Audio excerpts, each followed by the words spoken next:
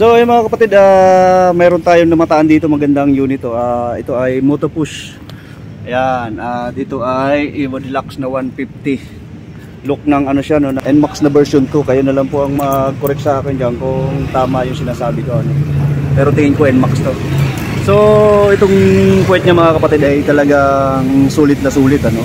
Parang NMAX talaga siya na version 2. Pero ito yung magandang ipapaliwanag ko sa inyo rito, mga ang dami niya mga compatible dito na mga pyesa, no. Isa pa doon sa ating mga Motorstar lover, yung mga kakasya. Ito sa tingin ko parang kakasya tong kanyang visor. So same lang, parang ang layo nung kanyang tornilyuhan, no. Pati yung kanyang headlight, hindi lang natin sure yan kasi magkakatalo talaga sa mounting. Yan.